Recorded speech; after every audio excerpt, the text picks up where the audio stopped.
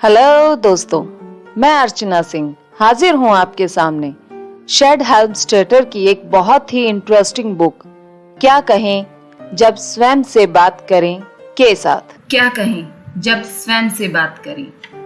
अध्याय 22 आत्मचर्चा तैयार करना। आत्मचर्चा के प्रयोग का अभ्यास आरंभ करने का सबसे अच्छा तरीका अपने लिए नई आत्मचर्चा तैयार करना है।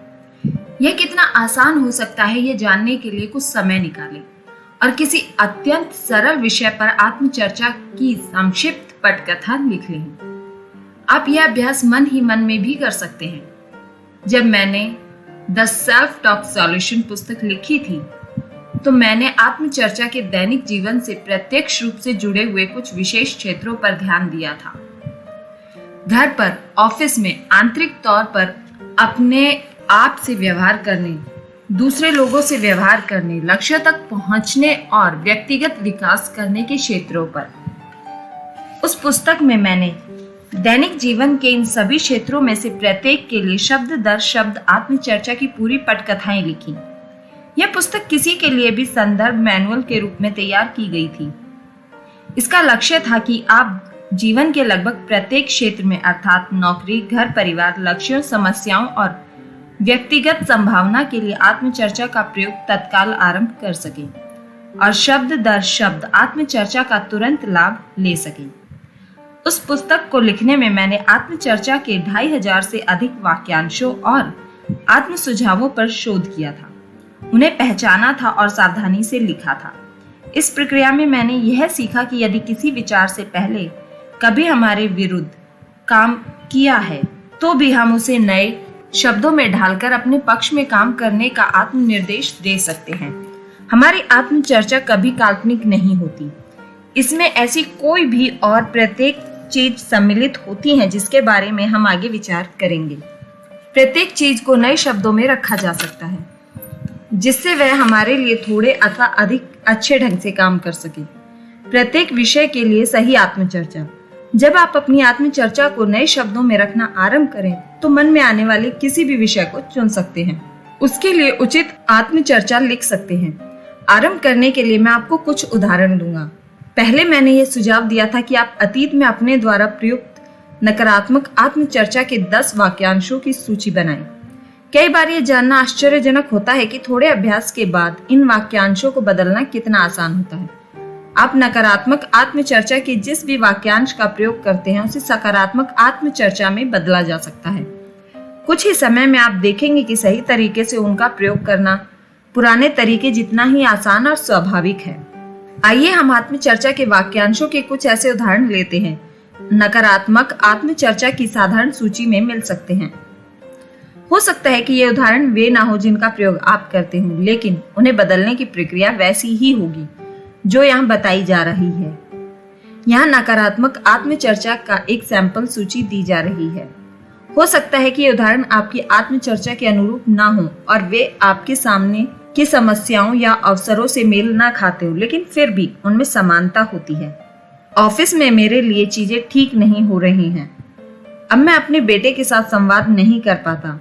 यह कोई भी व्यक्ति हो सकता है जिसके बारे में आपको लगता हो कि आपको उससे बातचीत करने में कठिनाई आती है।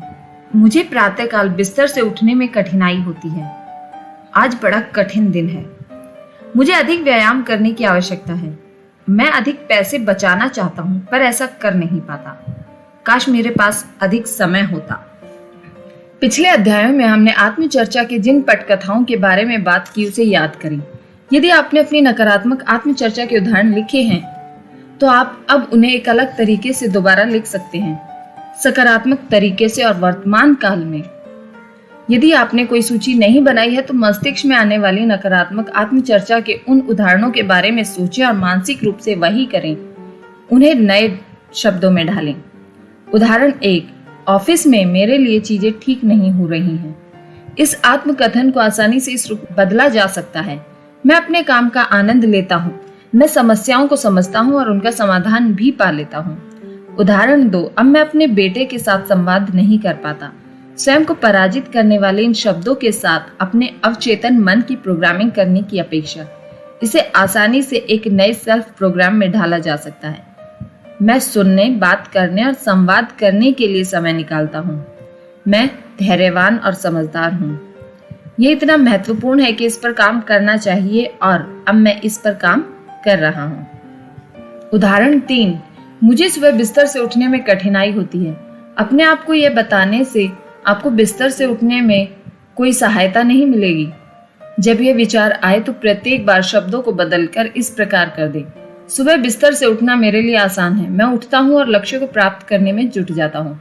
कुछ दिनों तक या जितने लंबे समय तक आवश्यकता हो इसे अपने सामने दोहराएं। अंततः आपके वे पुराने प्रोग्राम नष्ट हो जाएंगे जिनके कारण आपको प्रातःकाल उठने में कठिनाई होती थी। ध्यान रखें कि 1-2 वाक्यांशों को बदलने से ही आपके जीवन में बड़ा भारी परिवर्तन नहीं हो जाएगा। यदि आप अपने परिवर्तन करना चाहते हैं तो आपको सभी पुराने वाक्यों को बदलना होगा। किसी विषय पर आत्मचर्चा करते समय आप पुरानी आत्मचर्चा को जितना अधिक बदलते हैं और नई आत्मचर्चा का जितना अधिक प्रयोग करते हैं, परिवर्तन करने और उसे स्थायी रखने के मामले में आपका प्रदर्शन उतना ही अच्छा सिद्ध होगा। उदाहरण 4, आज कठिन दिन है। ये शब्द दोबारा कहने की अपेक्षा सोचें कि आपका अवचेतन मन क्या सुन रहा है। यदि आप अपने आप को यह केवल इसलिए बता रहे हैं क्योंकि यह कठिन दिन था, तो इस आत्मचर्चा के कारण आप उस दिन कम सफल अनुभव करेंगे और इससे आपके अवचेतन मन को विश्वास हो जाएगा कि आप वास्तव में असफल हो गए हैं। आप असफल हो गए हैं, यह संकेत आप अपने अवचेतन तक पहुंचाने वाली किसी भी बात को दोहराने से उसे केवल यह विश्वास होगा कि उसे असफलता का पैटर्न बनाना चाहिए। आपको यह नाटक करने की आवश्यकता नहीं है कि यह दिन अद्भुत रहा था। अपने आप को यह विश्वास दिलाने की आवश्यकता भी नहीं है कि वह दिन तबाही का था। आपने कड़ा परिश्रम किया पर चीजें वैसी नहीं हुई जैसा आप चाहते थे। अपने आप को थोड़ा अवकाश दें और इस विचार को इस प्रकार अंदाज में दोबारा ढालें। आज अच्छा दिन था, मैं अपने बारे में अच्छा अनुभव करता हूँ और कल और भी अच्छा होगा। समस्याओं या कड़े परिश्रम से मुंह नहीं मोड़ना, आपको तो शिखर पर पहुंचना है। उदाहरण 5, यदि आप सचमुच उत्तम शारीरिक गठन प्राप्त करना चाहते हैं और इस बारे में कुछ नहीं कर पाए, तो अपने आप से यह वाक्य कहने की आवश्यकता नहीं, मुझे अधिक व्यायाम करने की सचमुच आवश्यकता है। इसका परिणाम केवल यह होगा कि आप व्यायाम को टालते चले जाएंगे। मुझे आत्मचर्चा का यह वाक्य पसंद है, मैं प्रतिदिन व्यायाम करता हूँ। मैं इसमें कुछ और समर्थनकारी वाक्य जोड़ दूंगा। मुझे व्यायाम करने में आनंद आता है और इससे मुझे जो एहसास होता है उसे मैं सचमुच पसंद करता हूँ। मैं मानसिक और शारीरिक रूप से अपने को सही आकार में पसंद करता हूँ। मैं अच्छा दिखता हूँ और मैं अच्छा महसूस करता हूँ। दैनिक व्यायाम ही मुझे ऐसा बनाए रखता है। मैं प्रत्येक दिन की उत्सुकता से प्रतीक्षा करता हूँ ताकि अपने शरीर और अपने मस्तिष्क की कसरत कर सकूं और अपने आप को फिट तथा विजेता बनाए रख सकूं। मैं अधिक धन बचाना चाहता हूं लेकिन ऐसा कर नहीं पाता। इस प्रकार की धन संबंधी आत्मचर्चा का प्रयोग हम में से कई लोग करते हैं। इससे जरा भी सहायता नहीं मिलती। इससे इसका ठीक उल्टा होता है। इससे आर्थिक असुरक्षा उत्पन्न होती है। हम उतनी आसानी से अपने आप को दिवालिया करने, काम चलाने या आगे निकालने के लिए अपनी प्रोग्रामिंग कर सकते हैं। पर्याप्त या थोड़ा अधिक होना कुछ लोगों के लिए बहुत महत्वपूर्ण होता है, लेकिन इसे संभव बनाने के लिए हमें जो सुनने की आवश्यकता होती है, प्राय हमें उसका ठीक उल्टा ही सिखाया गया है। मैं उतना कमाने के योग्य हूँ जितनी मुझे आवश्यकता है और उससे भी अधिक। मैं पैसे बचाने में योग्य हूँ। हर महीने बिना नागा मैं थोड़ा पैसा अलग रख देता हूँ। प्रत्येक सप्ताह, प्रत्येक महीने, प्रत्येक वर्ष मैं आर्थिक दृष्टि से अधिक सुरक्षित बनता जा रहा हूँ। अपने मन को सही दिशा और सही चुनौती दें। इसके बाद यह आपके जीवन में चीजों को सही करने के लिए उतना ही अधिक परिश्रम करेगा जितना कि आपको पीछे रोक के रखने में कर रहा है। आपके अवचेतन मन को आर्थिक तंगी लाना कठिन नहीं लगा। इसने तो केवल कह दिया जो आपने इसे आदेश दिया। यदि आप परिवर्तन नहीं करते तो यह भी नहीं करेगा। यदि आप बेहतर आर्थिक नींव बनाना चाहते हैं तो अपने अवचेतन मन के साथ बातचीत करें। इससे वह करने को कहें जो आप करना चाहते हैं। हो सकता है परिणाम रातों रात ना मिले, लेकिन मिलेंगे अवश्य। उदाहरण 7, काश मेरे पास अधिक समय होता। अब इन शब्दों को बदलकर यूं कर दें, मैं समय का सृजन करता हूं और वह करने का समय निकाल लेता हूं जो मुझे करना होता है। संभवतः ऐसा एक भी इंसान नहीं है जिसके पास कुछ भी खाली समय न हो। व्यस्तम व्यक्ति भी वह काम करने के लिए समय निकाल लेते हैं जिसका वे सचमुच चुनाव करते हों। समस्याएं तब पैदा होती हैं जब हम भूल जाते हैं कि हमारे पास वह साधन है कि हम अपना समय कैसे बिताएं। यदि पर्याप्त समय न होना एक समस्या है तो मैं यह भी जोड़ूंगा, मैं यह चुनने के लिए उत्तरदायी हूं कि मैं कब, कहां और कैसे समय बिताता हूं। मैं अपना समय ऐसे ढंग से बिताने का चुनाव करता हूं जिससे मुझे जीवन में बड़े बड़े लाभ मिले। आत्मचर्चा के ये चंद शब्द यदि कई बार बोले जाएं और प्रत्येक अवसर पर बोले जाएं तो ये आपको दोबारा नियंत्रण में ले आते हैं। तब इसका परिणाम यह हो सकता है कि आप समय प्रबंधन पर कोई पुस्तक पढ़ें और उसमें दिए गए विचारों पर चलना आरंभ कर दें।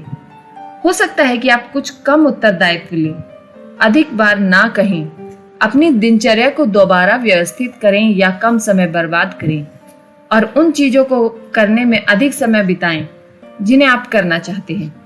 आत्मचर्चा इसी प्रकार काम करती है। यह आपके अवचेतन मन को विशिष्ट दिशा निर्देश देती है और समस्या पर काम करने को कहती है। यदि आप अवचेतन मन को सही निर्देश देते हैं तो वह सही समाधान सुझाव देगा। ये केवल कुछ उदाहरण हैं जो बताते हैं कि हम अपने शब्दों को जब चाहें तब आत्मचर्चा के विशिष्ट वाक्यों में कैसे बदल सकते हैं। थोड़ा सोच विचार करने पर हम में से अधिकांश लोग दर्जनों उदाहरण सोच लेंगे। उनमें से प्रत्येक को इसी प्रकार नए शब्दों में ढाला जा सकता है। मैंने देखा है कि पुराने शब्दों को कागज पर लिखने से सहायता मिलती है। दोबारा पढ़ते समय ये देखना आसान हो जाता है कि यह क्यों कारगर नहीं रहा। यदि आपके पास समस्या या अवसर का कोई क्षेत्र है जिस पर आप काम करना पसंद करते हैं तो इसे लिखने का प्रयास करें। पुराने शब्दों का प्रयोग करें और बताएं कि क्या गलत है। आप क्या करना पसंद करेंगे। फिर प्रत्येक विचार और प्रत्येक वाक्य की ओर देखें। आपने इस बारे में अतीत में अपने आप से क्या कहा है। आप अतीत में अपने आप को जो शब्द दे रहे थे, यदि वे शंका या नकारात्मक स्वीकृति के थे तो उन्हें एक एक करके उलट दें, बदल दें। जब आप नकारात्मक प्रकार की आत्मचर्चा के शब्द बदलकर नई आत्मचर्चा बनाते हैं तो सही शब्द रखना महत्वपूर्ण हो जाता है। आगे दी गई जांच सूची से आपको यह जांच करने में सहायता मिलेगी। इसमें बताया गया है कि आपको क्या करना चाहिए और क्या नहीं करना चाहिए। आत्मचर्चा की जांच सूची। क्या आपकी आत्मचर्चा वर्तमान काल में है? अपनी आत्मचर्चा को सदा वर्तमान काल में ही व्यक्त करें। मैं हूं, यह है आदि। यह अध्याय संख्या 20 में बताई गई परिस्थिति जन्य आत्मचर्चा को छोड़कर अन्य सभी प्रकार की आत्मचर्चा के लिए उचित है।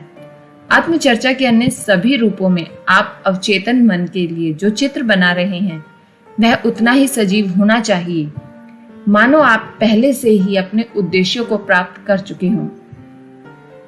क्या यह विशिष्ट है? विशिष्ट रहें। विस्तृत विवरण बताएं। समस्या या लक्ष्य के प्रत्येक संभावित पहलू को शब्द प्रदान करें। अस्पष्ट निर्देशों से अस्पष्ट परिणाम मिलते हैं। आप जितने अधिक विशिष्ट होते हैं आप उतने ही विशिष्ट निर्देश भी देंगे। क्या यह अवांछित साइड इफेक्ट उत्पन्न किए बिना काम करती है? हमेशा ऐसी आत्मचर्चा बनाएं जो आपको स्वस्थ और लाभकारी ढंग से उद्देश्य प्राप्त करने की दिशा बताए। मुझे एक महिला की आप बीती याद है जिसने मुझे बताया था कि वह 35 पाउंड वजन कम करने के लिए कुछ भी करने को तैयार है। उसका यह ढंग कारगर रहा। वह एक बीमारी की शिकार हो गई, अस्पताल में भर्ती रही और उसका वजन कम हो गया। अपने आप को यह बताना अच्छा रहता है कि आपको अपने लक्ष्य तक पहुंचने से कोई चीज नहीं रोक सकेगी, चाहे वह जो भी हो। लेकिन अतिरिक्त प्रोग्रामिंग के कुछ शब्द जोड़ना अच्छा ही रहता है ताकि आपके अवचेतन मन को पता चल जाए कि आप उस लक्ष्य तक सुरक्षित और अच्छे ढंग से पहुंच सकेंगे। आपका अवचेतन मन लक्ष्य प्राप्त करने वाला एक शक्तिशाली यंत्र है। यदि इसकी प्रोग्रामिंग सही की जाए तो यह प्रत्येक आवश्यक काम करेगा जिससे आपको अपने लक्ष्य प्राप्त करने में सहायता मिले। जब तक आप इसे यह नहीं बताते कि क्या करना है तब तक यह सही गलत के अंतर को नहीं जानता। अतः यह सुनिश्चित करें कि आप अपने आप को जो शब्द देते हैं वे अवचेतन मन में इस प्रकार काम पूरा करने को कहें जो सभी संबंधित लोगों के लिए स्वस्थ एवं लाभकारी हो। क्या इसका प्रयोग करना आसान है? अच्छी आत्मचर्चा सरल होती है। इसे याद करना और आवश्यकता के समय इसका प्रयोग करना आसान होता है। यदि यह आसान नहीं है तो आप इसका प्रयोग नहीं करेंगे। सरल शब्दों का प्रयोग करें जो स्पष्ट चित्र बनाते हों। क्या यह व्यवहारिक है? इसका अर्थ यह नहीं है कि आप सपने देखने और उन्हें वास्तविकता में बदलने के लिए आत्मचर्चा का प्रयोग नहीं कर सकते, किंतु जो सपने आप अपने लिए देखते हैं उनकी जड़ें ठोस जमीन पर टिकी होनी चाहिए।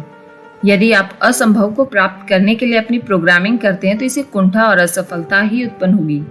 अपनी सीमाओं को धकेलें, अपनी सर्वोच्च अपेक्षाओं की ओर हाथ बढ़ाएं और अपने आप से कहें कि आप सर्वश्रेष्ठ को प्राप्त कर सकते हैं। आपने जो सोचा था कि आप प्राप्त कर सकते हैं, आप उससे भी आगे जा सकते हैं और आपको जाना भी चाहिए, लेकिन अपने आप से चमत्कारों की मांग ना करें जब तक कि आप यह ना सीख लें कि दैनिक समस्याओं को कैसे सुलझाना है और कुछ आसानी से प्राप्त लक्ष्यों तक कैसे पहुंचना है।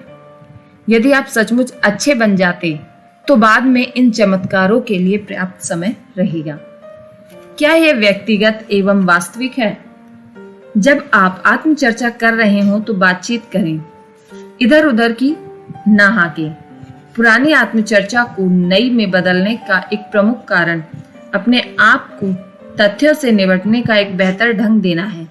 आप कहाँ थे और कहाँ जा रहे हैं? आप इस समय कौन है और सचमुच क्या बनना चाहते हैं? अतीत के जिन अवरोधों ने आपको रोका था, उन्हें दोबारा खड़े होने से रोकने का एकमात्र ढंग उनके बारे में ईमानदार होना है। उन्हें उस रूप में देखें जैसे कि वे हैं या थे। इस समय अपनी स्थिति देखें और इस बात पर ध्यान दें कि आप कैसे बनना पसंद करेंगे। क्या आपकी आत्मचर्चा आपसे पर्याप्त मांग करती है? हमें से प्रत्येक के लिए अपने पैर जमीन पर टिकाकर रखना जितना महत्वपूर्ण होता है, उतना ही महत्वपूर्ण अपने आप से उस सर्वश्रेष्ठ की आशा करना भी है जो हम दे सकते हैं। आपकी आत्मचर्चा आपको प्रेरित करती है। आप चुनौती का सामना करें, बाधाओं को पार करें और विजेता बने। अवचेतन मन विजय और पराजय के अंतर को नहीं जानता। यह तो उन विचारों आवेगों पर काम करता है जो हम इसे देते हैं। इसलिए हम कम को स्वीकार करने की अपेक्षा जीवन में विजेता बन सकते हैं। अतः यह सुनिश्चित करें कि आपकी आत्मचर्चा आपसे सर्वश्रेष्ठ की मांग करें। चाहे हमारा लक्ष्य किसी दैनिक समस्या से जूझने जितना सरल हो और जीवन की दिशा में महत्वपूर्ण परिवर्तन करने जितना बड़ा हो, ऐसा कोई कारण नहीं है कि हम अपने भीतर की सबसे बड़ी संभावना से कम को स्वीकार करें। आत्मचर्चा उस सबसे महान संभावना का प्रतिबिंब होनी चाहिए जो आप अपने भीतर संजोए हुए हैं।